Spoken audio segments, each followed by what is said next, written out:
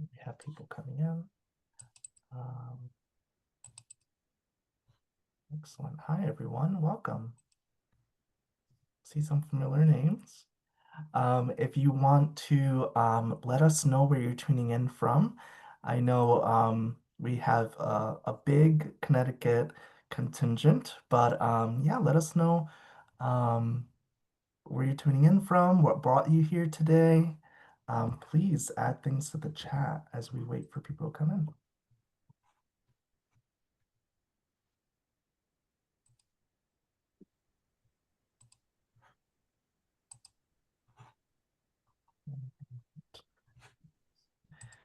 Perfect. Oh, California. Awesome. And Massachusetts. That's great.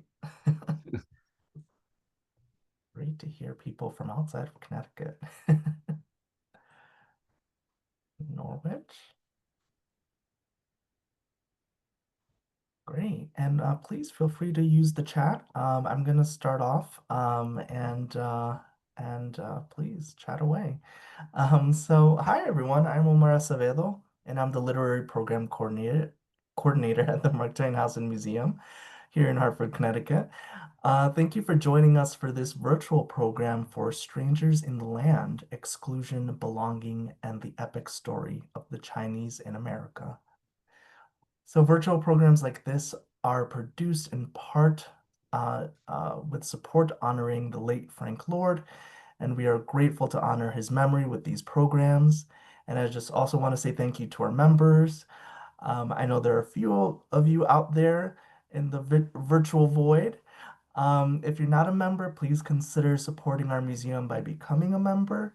There are just so many benefits to becoming a member. You'll receive free or discounted admission to our author programs, um, discounted admission to the house and museum, year-round discounts in the store and cafe, and much more. You can visit our website for more information or reach out to me, and I'll get you to the right folks. So now on to our guests. Michael Luo is an executive editor at The New Yorker. He is a recipient of a George Polk Award and a Livingston Award for young journalists. He is a second generation Chinese American, and he lives in New York City with his wife and two children. And our moderator, Karen Lee Miller, is a lecturer in American Studies in the graduate program at Trinity College. She is also the research historian at the Connecticut Museum of Culture and History, where she served as the lead exhibit developer for Journeys, Boys of the Chinese Educational Mission. Now, as I said earlier during this event, we encourage you to have a conversation with each other in the chat. If you have a specific question, though, please post that directly into our Q&A section. We love questions. We're going to answer all your questions later on in the program. So please ask them whenever they strike you. Put those into the Q&A section. So that's all from me for now. I'll be back a little bit later. And for now, I'll turn this over to Michael and Karen. Good evening. Thank you so much, everyone, for joining us. And it is my absolute pleasure to talk with you tonight, Michael. Oh, I'm excited to be here. I'm in One World Trade Center, and I'm glad I can talk to people virtually. And one day, I hope you'll come to the Twain House too. Yeah, I'd love to. Yeah, I had a crazy 9 cities in 9 days tour, and I just had an event last night, and I have a day job that I'm trying to keep, and so I wish I could have come up to see you all. So I'm going to start with a few brief, lightning round sorts of questions that'll help us get to know you. This is my first time talking with you, and I think it'd be a pleasure to introduce you to our audiences too. So just a couple of maybe about 5 quick questions. Your hometown. My hometown. Oh man, this is actually a hard question because I've born in Pittsburgh, moved to a lot of different places. I went to high school in suburb Detroit, Bloomfield Hills, in Michigan, I've lived in New York though most of my adult life. So I guess New York is my hometown at this point. I'm a Knicks fan, tragically, after last night. So yeah. May I ask, when did you start writing? And I know that seems like a very general question, but you could take it however you like. Well, I'll tell a funny story just because we're doing personal. My and my brother, I have a twin brother, identical twin brother, and he told this story at our at my wedding when he was the best man, and he remembers like second, third grade. When we weren't allowed to go to they kept us at most of the kids at certain part of the library to for age appropriate books, and but I was allowed because I was a really good reader and to go to use the entire library. And so my brother was reading Hardy Boy books, and one day I came home and I said, Chris, you got to read this book, Roots. uh, but it's about this guy Kunta Kinte. And so he I tell the story because it was like kind of for him a moment when he kind of recognized um, that I was kind of different when it came to reading and also writing. And sort of from our childhood, he was always the more math science guy. And I was more the English social studies. My journalism career started after college. I thought I was going to go to law school. I ended up taking a job at the Los Angeles Times, um, and I thought it would just be a an adventure for a few years, but it ended up being a career and a calling, really. And since you also work full time, I have to ask, are you an early bird writer or a night owl writer? Yeah. So I can sell tickets to my master class on productivity because I didn't take a leave to write this book. Actually, this was a running joke at the book launch party at David Remnick's house. Um, so the way I wrote this book was 5:30 a.m. to 7:30 in the a.m. in the morning before my kids got ready to go to school. Another big part of the writing the book was both of my daughters play basketball, and their practices are 2 hours at a time, and they both play basketball. So I'd bring one over. I live on the Upper East Side of Manhattan. Bring one over to the West Side, 2 hours in a coffee shop. Bring them back 2 hours, and then bring the other one over 2 hours in a coffee shop, both Saturday and Sunday, and so that's 8 hours. And so my there's a thing when you talk about writing of like some people talk about if you write a book like, oh, try to write 1,000 words a day. I couldn't write 1,000 words a day because of my schedule, but I could write 200. If you write 200 words a day, that's 1,000 words a week. And if you kind of divide it out to the how long it took me to write this book, which is roughly around from when I signed the contract to now about 4 years, that's how it all works out. I think you're giving so many of us aspiring writers hope. But that 5:30 to 7:30, that's a lot of dedication. Yeah, yeah, I love that period time. Actually, it's like apartments in quiet. You have your coffee, and yeah, I love it. I was just going to ask you what your favorite beverage for writing time is. Yeah, yeah, coffee. A lot of coffee. That's my yeah, that's my vice. Yeah, same, absolutely the same. And you mentioned that you were an investigative journalist. May I ask if there is maybe a favorite story or one that particularly stands Mhm. out for you? Yeah, you gave me a heads up you were going to ask me this, and it's actually a really hard question. The two things that come to mind um, are I'm basically one of those kinds of reporters who's done a lot of everything. I've done presidential campaigns. I've done um, I covered the Hurricane Katrina. I covered for just a brief period of time the war in Iraq for the New York Times, um, and that kind of it was just basically little longer than 2 months stint there in the fall of 2006. It's got to be one of the most memorable when the fighting there was incredibly intense.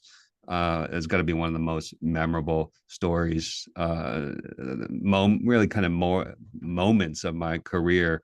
The other thing that comes to mind is just because we have a Connecticut audience. The thing that I spent a lot of time as an investigative reporter on was on um, gaps in gun laws and gun violence, and doing investigative stories relating to those subjects. And I just remember uh, I was about to embark on a series of stories about child poverty in America, and I was in Pennsylvania, Braddock, Pennsylvania, actually, and I got a phone call from the bosses of the New York Times about the shooting in Newtown, and drove straight back. And I spent like the next year working on investigative stories relating to guns, and so that's some of the work that I'm most proud of in my career as an investigative reporter. I think this still like reverberates for so many of us, whether in Yeah, Connecticut or the nation. So yeah, even right, like it still brings up those emotions yeah. and I think I really see that in your writing of Strangers in the Land right here, where you bring up the names of people. You know, when I was reading this, it reminded me of like Ida B. Wells in the late 19th century, she protested against lynchings. And, Mm, one of the main things that she focused on was making sure that she named people. And, she would say that this person was a father, worked in mm, a store, and brought those lives back to us. Uh, it was not a victim or a body. It was really a mm, human life, someone who is situated within, connections in a society and mm. community. And I see your work also doing that. Could you talk a little bit about, that sort of intention and the Yeah, naming of names? yeah. So glad you that's that's what you picked up on. The one of the some of the my favorite, because that's what I was trying to do. I the As a narrative writer, you need a protagonist in your stories. And I originally, when I set out on this book, the comparable that we talked about was Isabel Wilkerson's Warmth of Other Suns, and I told my publisher Doubleday that I'd want to do for Chinese migration what Isabel Wilkerson did for the Great Migration. And Isabel Wilkerson um, uh, focused on just a few families. I think it was three families. And even though she interviewed 900 people who remembered the Great Migration, I had that aspiration actually in my book to try to write a story through a few families, multi-generational families. And I quickly discovered that I wasn't going to be able to pull that off because of the kind of history I was trying to write. I wanted to write, uh, the book is very much my elevator pitch for the book was, there's a narrative history of Chinese exclusion in America from the gold rush to the 1960s when my parents came to the United States. Um, and I wanted to tell the story through that frame. The other problem is the archives, and it's Chinese voices in the archives are there, but it's a little bit like panning for gold. And I looked for gold, high and low, and everywhere I could find it. Anytime I saw a character in an account, in a manuscript, in a newspaper article, I really glommed onto that.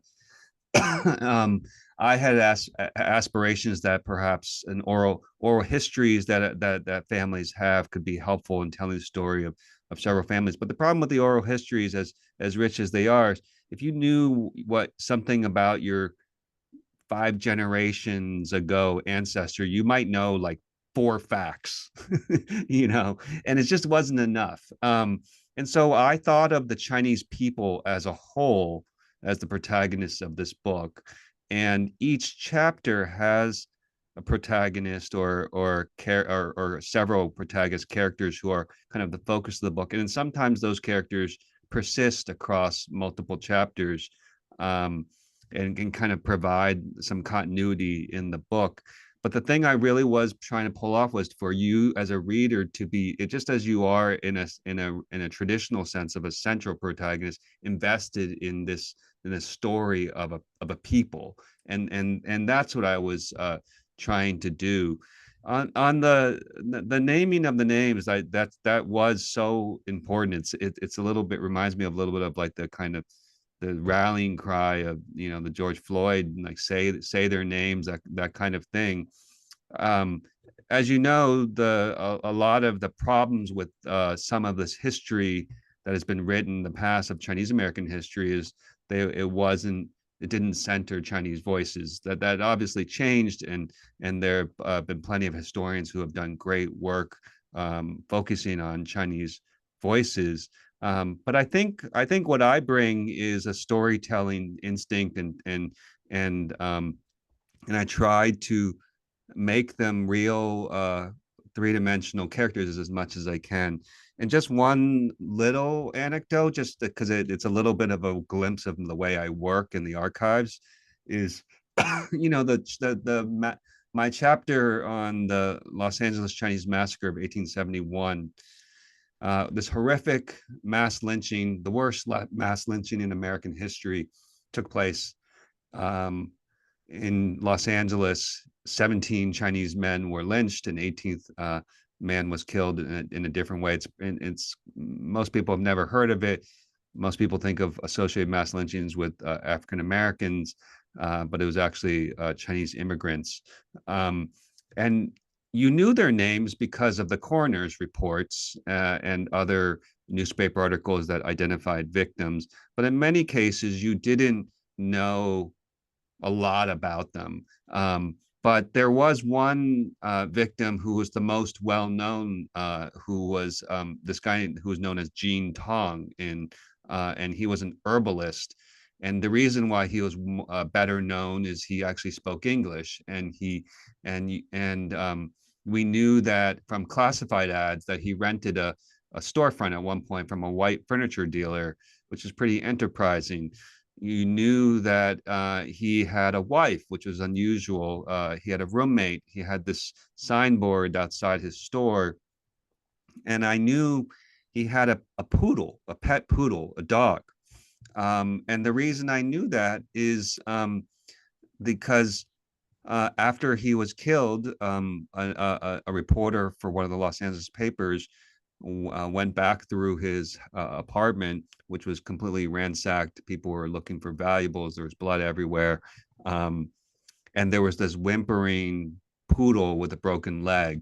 And that detail from that newspaper article, um, that's like, narrative gold. And so that's how I tried to populate the book with the names of these people, and turning them into characters. And it's what makes us remember them and identify with them. And so many of us, like you said, we know our stories from our families, but not really full. And I could imagine that, my great grandfather and grandfather, their lives might have been like very much like the people in this book. You also talk about the violence. There's our very detailed descriptions of people who were shot, lynched, their homes Hmm. attacked, burned, etc.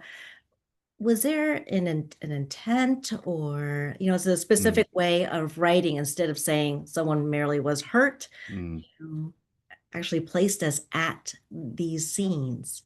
yeah. Um, Two things come to mind when you ask that question. I think it's a great question. The there's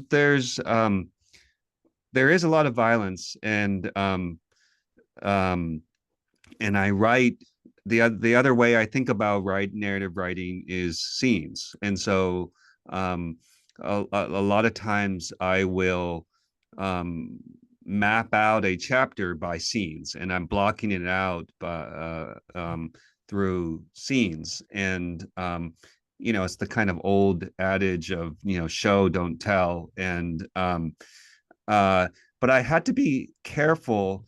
The reason why there has to be violence is when in the well, there was a lot of violence, and the Chinese experienced a horrific bigotry and violence. Um, the arc of the book, the emotional heart of the book, if you think of it in kind of like this 3-act structure, is they arrive, they're initially welcomed. There's kind of when you think of like traditional narrative structure, a protagonist confronts a kind of a challenge. There's kind of rising conflict, and there's kind of usually this climactic sort of moment, and then there's kind of a resolution, and the tension kind of starts to fall off. That's actually what I saw in this arc of this history, and the emotional kind of peak of the book and of the is this kind of driving out period, as it was known in 1885, 1886. And this is this period which I did not know about before I set out on this book. And I think most Americans don't know about, when nearly 200 communities in the American West physically drove out the Chinese. The other thing that comes to mind when you asked about the violence is I also needed to be careful that it doesn't just become this relentless litany of violence. I actually remember early on when I would read the chapters, I was like, this is too much. And I had to uh, find ways to kind of uh, leaven things a little bit, and change things up and have the chapters feel different. Um, Actually, one of the chapters, because you know so much about Young Wing, and the Chinese educational mission in Connecticut, um, which the thing actually, when I wrestle, he's such a fascinating character. First Chinese graduate of an American university, um, you know, this extraordinary thing of these 120 Chinese students who came to New England when there weren't very many, if any, Chinese in these towns, um, and their kind of struggles with Americanization and becoming Christian, and the tensions with their cultural background, and uh, and so he's such an extraordinary figure, and in some ways, actually, I struggle with it a little bit because it doesn't fit exactly into uh, the narrative of exclusion directly. Although the mission wound up, one of the reasons it ended up being closing is um, because Congress decided that these students couldn't attend West Point or Annapolis like they had wanted to, and that was a very much because of the anti-Chinese movement.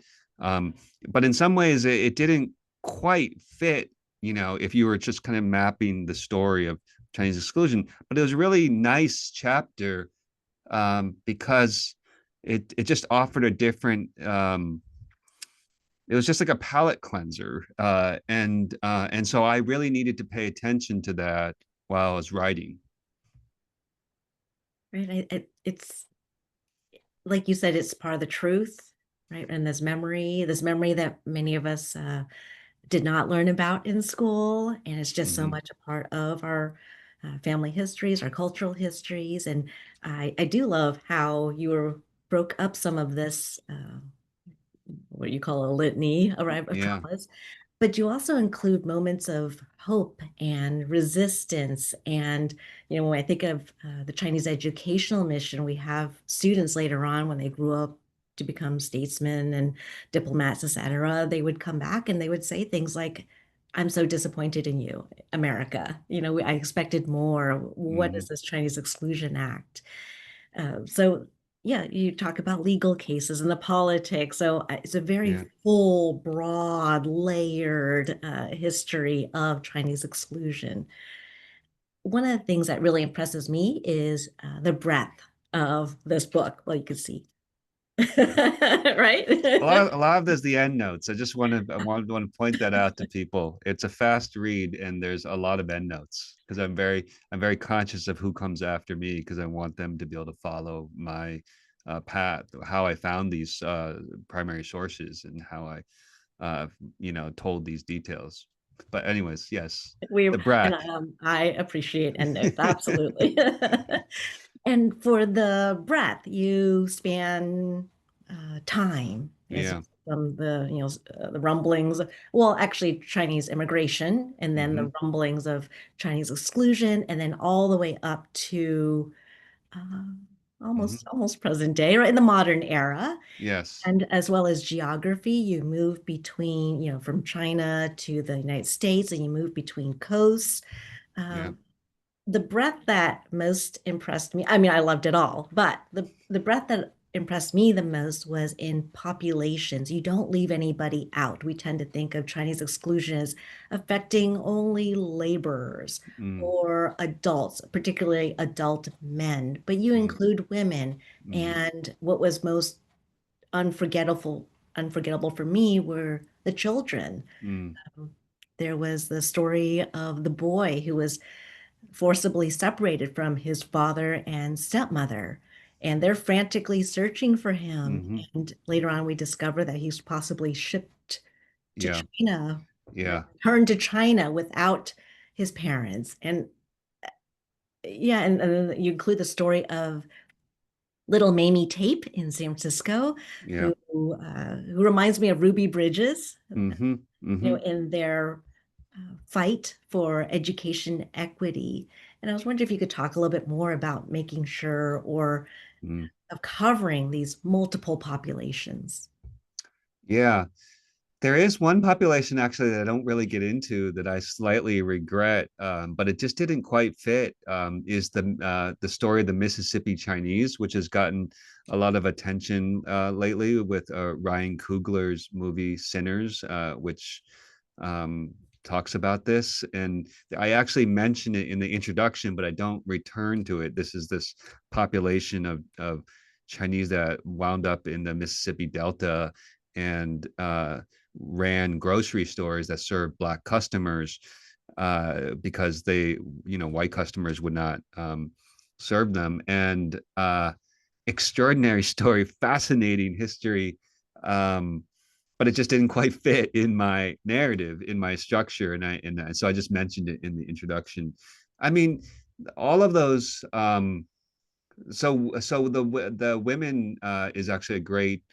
Um, it was a conscious decision because obviously this was heavily a bachelor society, um, but the um, story of the Page Act is obviously important for as a stepping stone to Chinese exclusion, and so the passage of the Page Act, which is this law in 1875 that basically said that if barred women from coming for lewd and immoral purposes, and it was focused on Chinese prostitution, but essentially made it almost impossible for any Chinese woman to enter the country. And there was this whole the chapter, the kind of emotional peak of the chapter is this kind of courtroom scene where they're trying to determine if this group of women are lewd and debauched women, and this whole question of virtuous or debauched, and so and there's a pastor, Otis Gibson, who was a Methodist pastor, who's a hero, really, incredibly brave in the face of anti-Chinese sentiment. But he had these really ugly views of Chinese and their character in some ways because they were heathens. and he insisted, he was obsessed with the threat of that Chinese prostitution would pose to white American families, and he insisted that he could tell the difference between a virtuous or a debauched Chinese woman by the clothing that they are wearing. And there's this courtroom scene where he like lifts the sleeves of women who are being detained, and triumphantly proving that, oh, this must be a prostitute. um but I wanted to be able to tell the story of wives who there were wives who came, and so it was just that chapter was an opportunity to bring in some of, like I said, I'm panning for gold. Anytime I had a character that I could find, I was like, oh, I'm going to be able to put, this interesting woman who I only know a little bit about, but I'm going to put a few of them, of these wives that I know about here in this chapter. Um, so yeah, I wanted to make sure I covered, some of these, the kind of important steps on the path to exclusion. And even the story, going back to Young Wing and the Chinese educational mission, I love the chapter too, because it offered a little bit of a glimpse of the model minority kind of phenomenon that would come later. Obviously, the model minority myth comes from it's a post 1965 story, because the 1965 Immigration and Nationality Act, which prioritized people with special skills and family reunification, led to a lot of people like my parents who came to the United States for graduate school. My dad was an engineer. My mom was an accountant. But it's just interesting because you saw this population of people like Young Wing, who was educated, had married a white woman.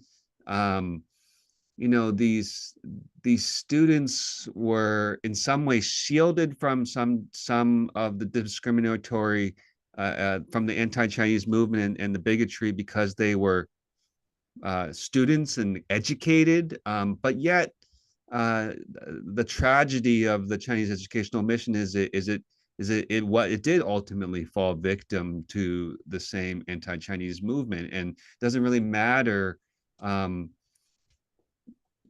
socioeconomic background you are, what your educational credentials are. A big thing, a word I love to describe the Asian American experience is this precarity, and I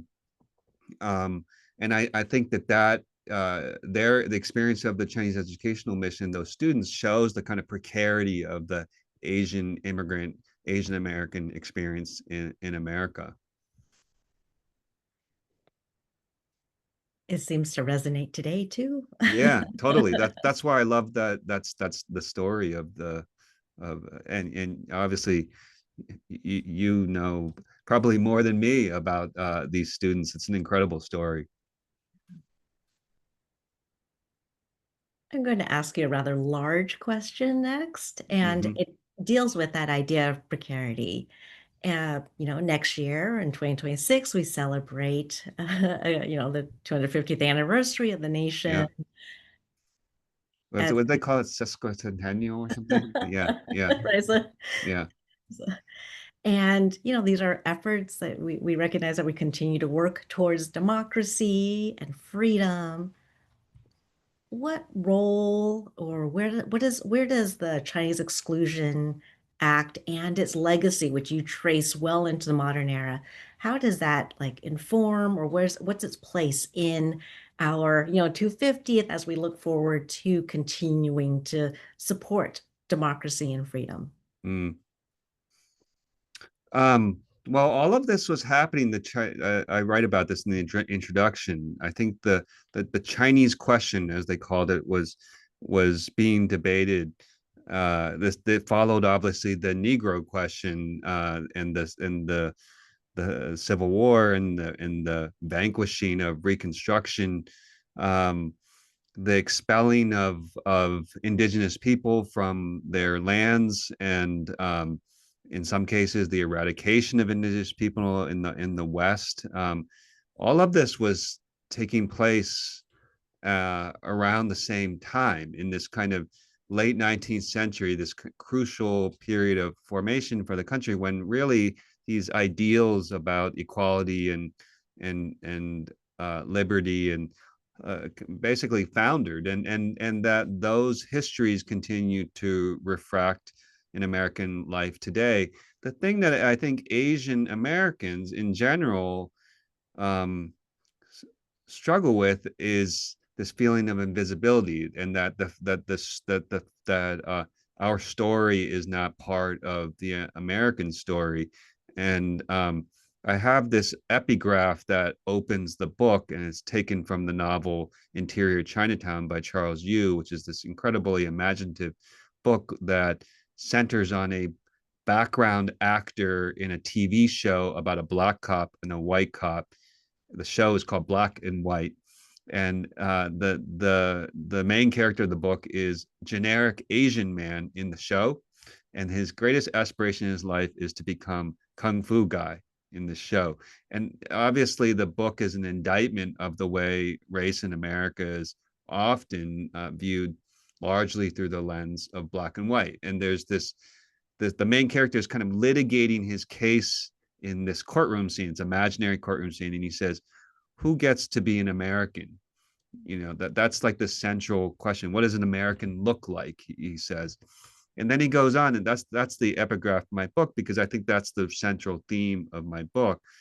Then the character goes on, he says, "We keep falling out of the story, even though we've been here nearly 200 years." And that's what I'm trying to do in Strangers in the Land, is to make sure that we don't fall out of the story. And we're starting to see um, big works of history that have gotten a lot of recognition about indigenous peoples, and how you can view the American history through the lens of the native peoples. And I just want to make sure that the Chinese experience, the Asian experience in America, is part of that story of our history. And I'm so grateful for your incredible research and finding these stories and presenting the people in such relatable ways that we can, right, like actually claim these people as our ancestors.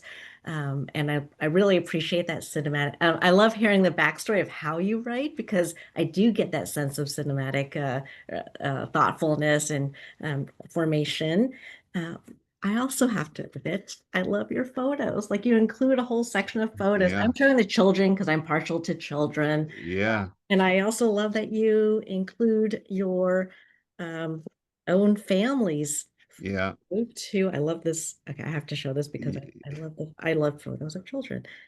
yeah, My pages are stuck together, right? Here's a yeah. photo of your It's family, it's and a great photo, right? I don't know if you can tell. It's that's the Niagara Falls. It's such a in the background.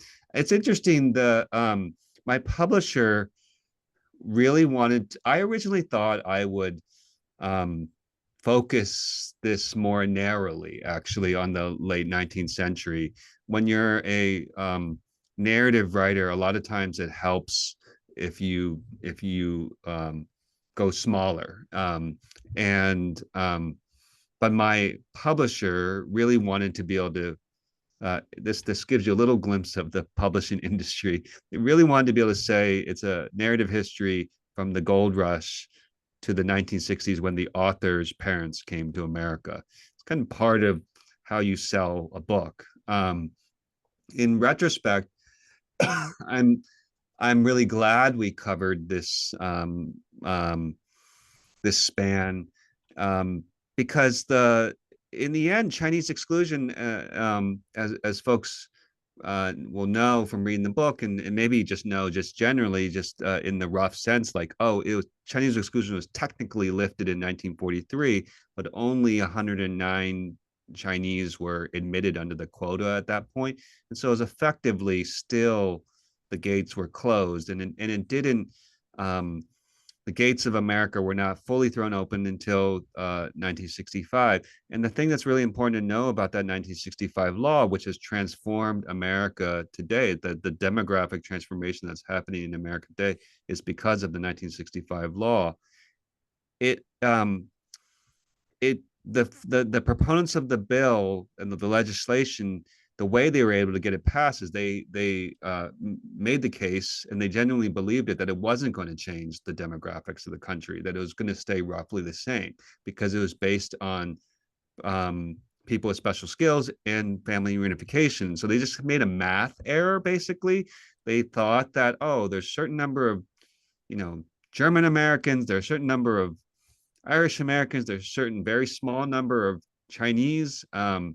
So they're going to bring families. We're going to stay roughly the same, and they misunderstood the exponential power of family reunification and the way that Asian immigrants, among others, would use this in such large numbers. And so the way that the country is right now, it's a bit of an accident.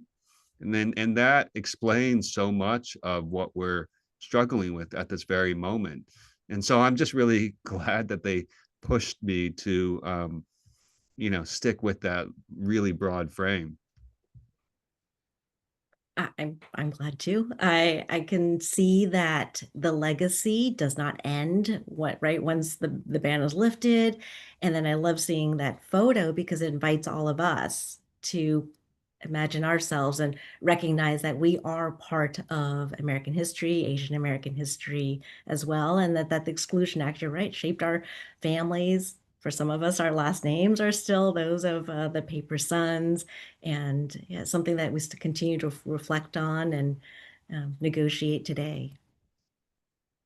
I Yeah. think that this is the time when we are opening it back to questions, perhaps with Omar. And I just want to say thank you so much, Michael.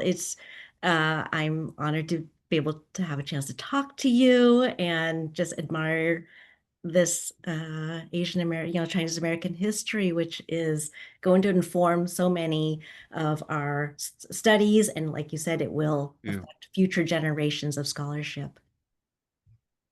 So grateful for you, Karen. And I want to talk about Young Ling more offline. My pleasure. Excellent. Yeah, so we'll move into some questions. I have two so far, but please, folks, if you have any questions, please add them to the Q&A. I Mm, have one from Sarah here that says, I would love to hear more about your research process. I know you listed many of the archives and digital collections that you mm, obtained information from in your acknowledgments, but did you travel to any of those archives to do research in person, or mhm. was most of your research conducted remotely? How Yeah. did that process work? Thank Great, you so much for your time. great question. So, um, I wrote this when I embarked on this project. It was the summer of 2021, and we were just starting to emerge out of the pandemic, but we were still in the pandemic very much. And so some archives were not open, some were just starting to open, but I was still working remotely for the New Yorker. My kids were still going to school remotely.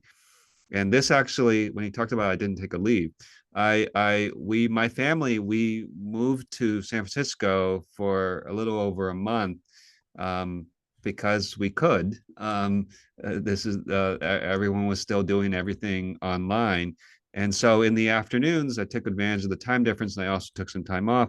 I basically went to all of these archives in the Bay Area, the Bancroft Library, Ethnic Studies Library, all these historical societies in Nevada City, and all the Truckee, all those incredible resources.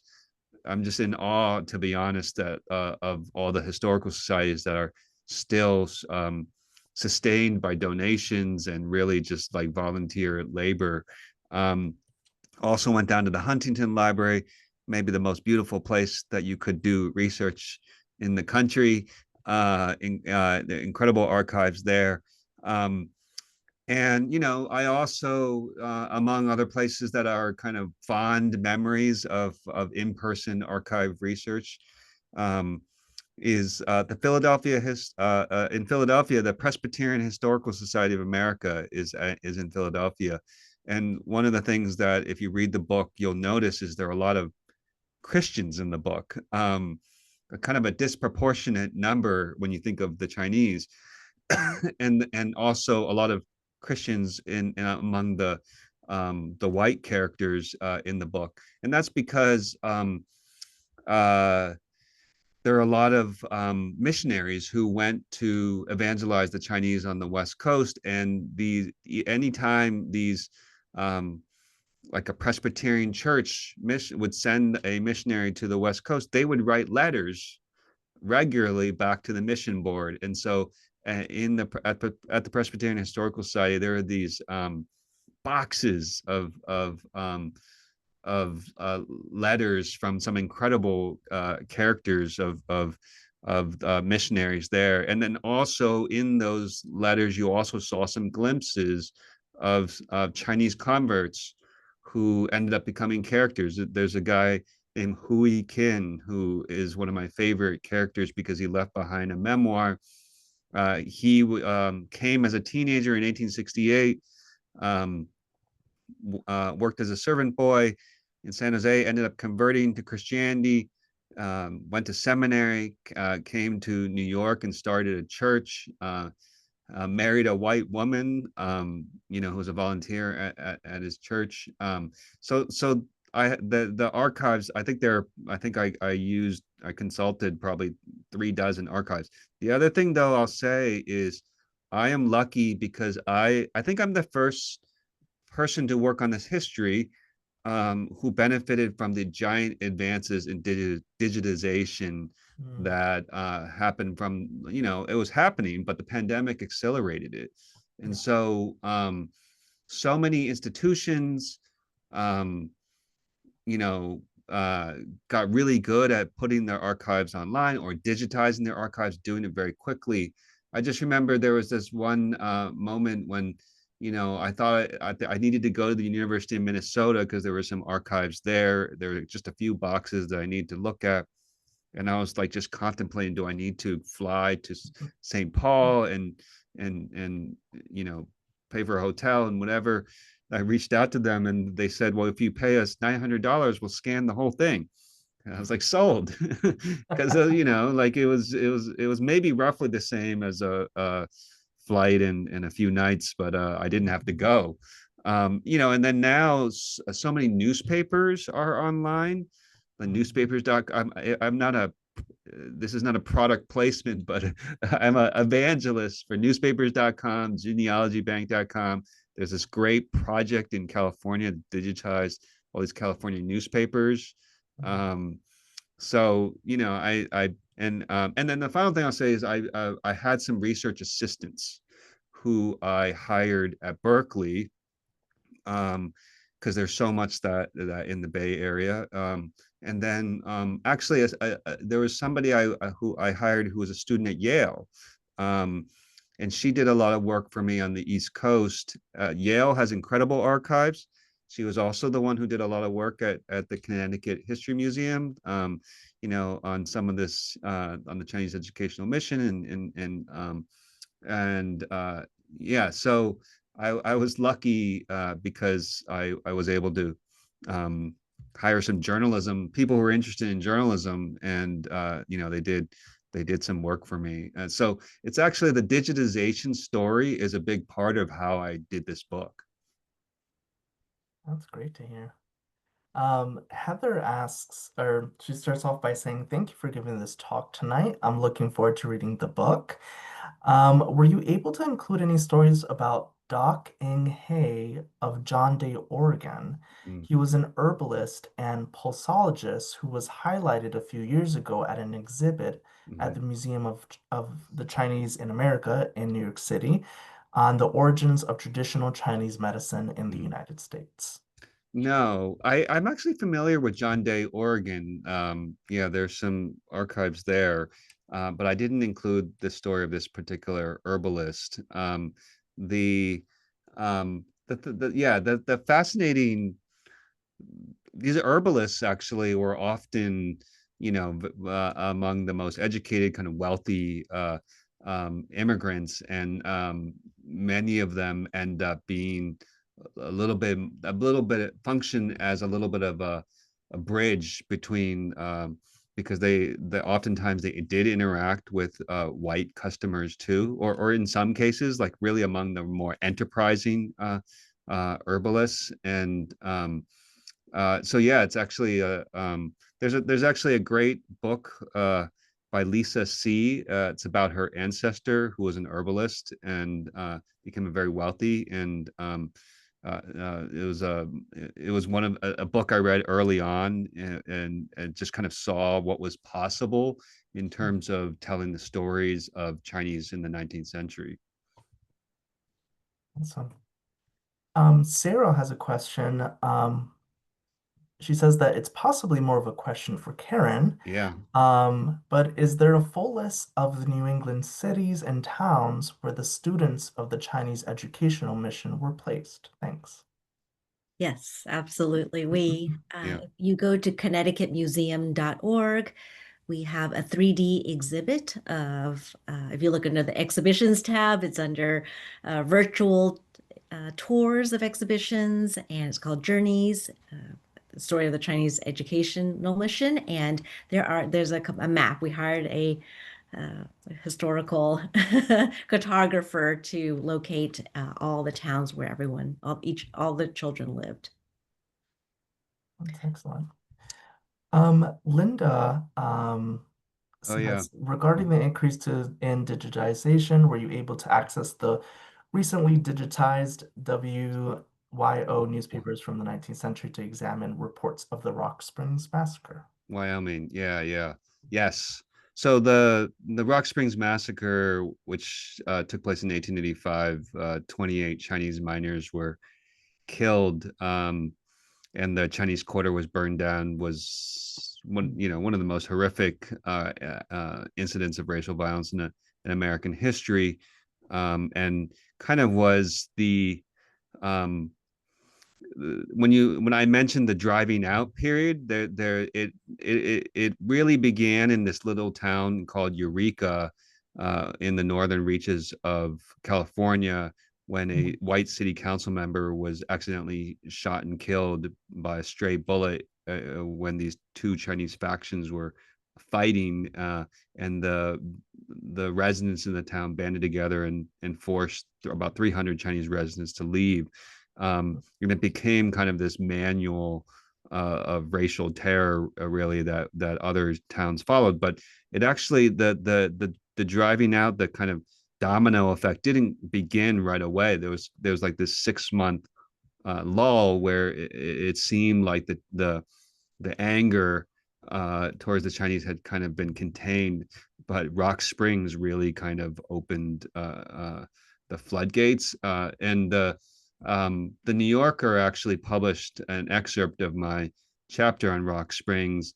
It includes some modern day stories that are not in the book. It's actually pretty incredible that there's some archaeological work that's been going on in Rock Springs. This woman, Laura Ng, who's a professor at Grinnell College, this past summer, it was one of her students. They basically dig these 1 meter by 1 meter square um, plots, and they kind of methodically dig down and looking for artifacts, and they had kind of moved around to different areas in this field that they were working in, and I spoke to this one of her students, who was the one who basically he had dug down in his plot, in his little square plot, and he found himself, basically it felt like he was in a chimney. It was like that he had hit the burn layer, which was this was the remnants of the Chinese massacre. And yeah, incredible. And anyway, so uh, so that they ended up actually they had to stop at that point because like they only had 2 weeks, and then now they're going back this summer, which is the 140th anniversary of the massacre, and they're going to resume their work. But I'm really proud of my chapter in Rock Springs. I just think that I was able to pull together a lot of disparate sources, including newspapers and other manuscripts and archives, many of which are online thanks to Wyoming History, an organization out there. And yeah, it's an incredible story that more Americans should know about. Absolutely. Thanks to our libraries and librarians out there. Yes, I mean it's incredible. If I could be Jeff Bezos, I would give my philanthropy to a lot of the work that Karen is doing and other historical societies. It's um, yeah, I'm really concerned about its future. Um, Yeah, absolutely. More money for Karen, please. Please donate. Yes. Um, I'll, we'll go through a couple more questions. Carol Lee says, my grandfather came through Angel Island as a paper son. He eventually ran a laundry in Mm, Alameda, California. mm. Can you tell me anything about Chinese laundries and why there was a prevalence? Thanks. Looking forward to reading the book. Yeah. I mean, there's an incredible book by a scholar named Paul uh, Chang Pang Su, who called The Chinese Laundryman. It's like a kind of a seminal book about this that I would suggest looking up. It's kind of like a sociological academic study. I think laundry was just a popular profession early on because it didn't take particular skills, just took incredible hard work, this work of washing things by hand and doing ironing with these hot kettles, and it just became this kind of trade that was passed down, and you know it required minimal interaction with white customers, and you know you could it was a way to make a living when you know language was an issue, Mhm. so yeah, and it just seems to have been so if your ancestor came through Angel Island, this would have been now much later, obviously in the 19 in the 20th century. But I think it just kind of persisted as a trade that people knew. Yeah, absolutely. And we still see it with various immigrant groups even today. Um, and we're down to the last couple minutes. So I'll ask this question from Lynn, who's a coworker of mine here at the museum. Um, has or how has this research Mm. personally changed your life? Good question. So I didn't tell this story. It's in the introduction to the book.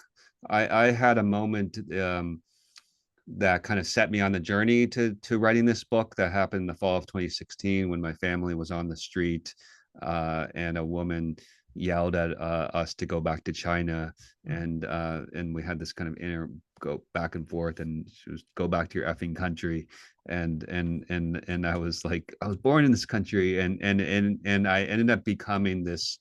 It turned into this viral thing because I tweeted about it, um, and a lot of people reacted to it. I remember Bill de Blasio, the mayor of New York, tweeted back at me. And I wrote a piece for the New York Times, an open letter to this woman, where I wrote about this kind of feeling of this otherizing phenomenon that is common in the Asian American experience.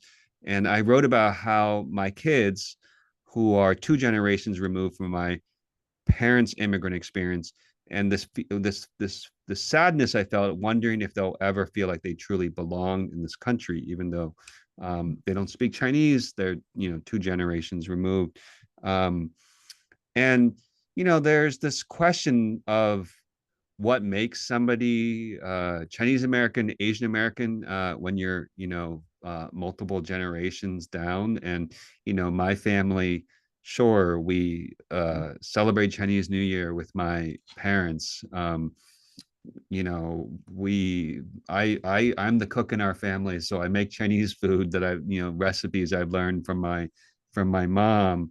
But that feels pretty, I don't know, like um, shallow and kind of not enough to hold on to. And my colleague Jay Caspian Kang at the New Yorker has written, maybe in a way to be a little provocative. He's written about the what uh, uh, defines the Asian American experience, and kind of makes us Asian Americans. Because as you know, Asian American is a kind of a political term that was created in the 1960s as a way for these disparate groups to exercise political influence. Was the experience of uh, so Jay's argument is that it's really the experience of discrimination that binds Asian Americans together. That's a pretty dark way of looking at it. I actually think that understanding of the shared history, it can be important, and I think it can be helpful and important in the formation of uh, an identity as Chinese Americans, Asian Americans.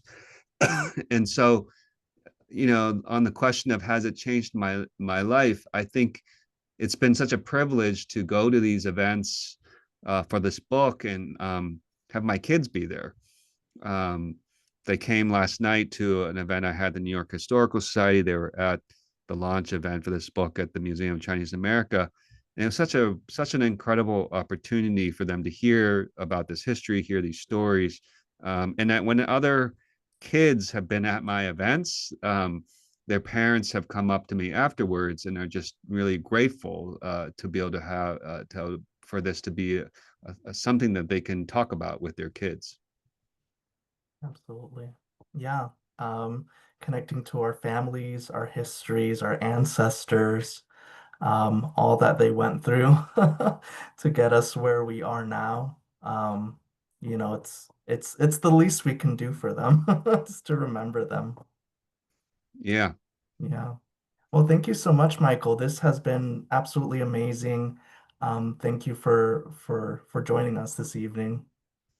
Thanks, everybody. Thank you, Yeah. Karen. And Thank you, thank you, Omar. Karen. Thank Yeah, you for yeah. moderating this evening. Really appreciate it. Yeah, Thanks. absolutely. All right. Have a great evening, everyone.